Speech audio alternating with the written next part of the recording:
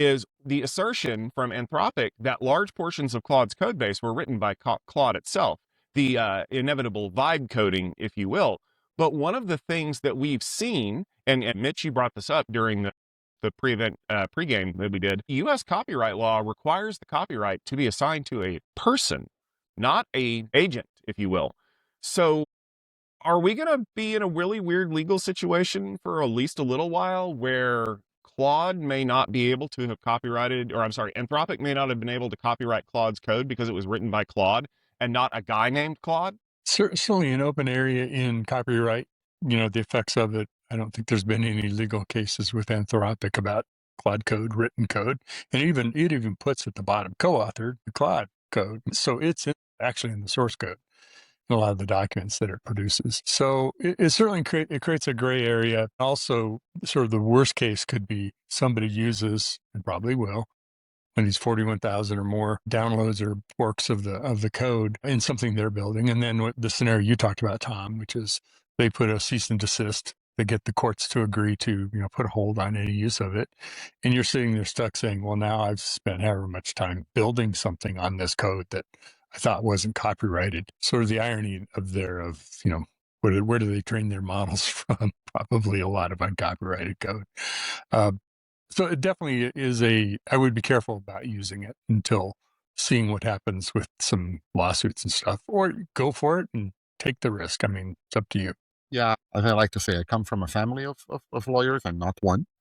And so I'm tiptoeing my way around, but I think that, this highlights one of the challenges that we all should be concerned about is, okay, when this hits the fan, societally, right? What is possible, what is not possible. And I think that I don't have an answer for vibe coded copyright, but I think that if your company is doing that significantly, you should talk to lawyers and sort this out.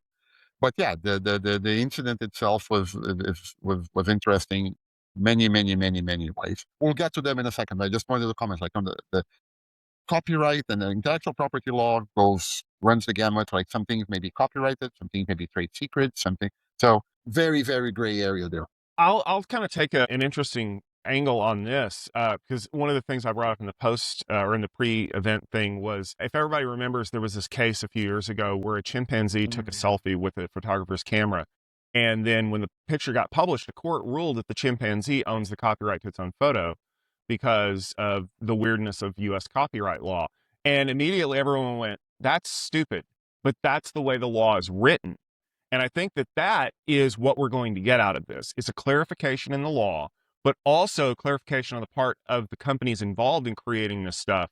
Because when these things happen, like everyone in the room kind of understands the common sense of Anthropic owns the copyright to the code that was written, whether it was written by a person or a collection of shell scripts. But it's not the way the law is specifically written. And then everyone kind of has to stop and step back and go, wait a minute. Like, this doesn't make sense legally. We have to create law here. We have to have a judge who's willing to take a look at this and go, yeah, you're right. The person owns the code, it's not just freely available. It didn't get generated out of nowhere. And that's what's going to move this case along. I think ultimately what's going to happen is that those projects that are borrowing Claude's code will either have to purge themselves of it, or probably what more likely will happen is they'll probably work out an agreement with Anthropic where they get to use certain sections of it, but not these sections or things like that. And it's going to be messy for a while, but that's what you do when you have a rat's nest of cables, right? Is you have to pick out all of the pieces, and some of them are harder than other. Anybody that has ever had to work the knot out of a jewelry chain knows how infuriating that can be. And that's kind of the point we're at right now.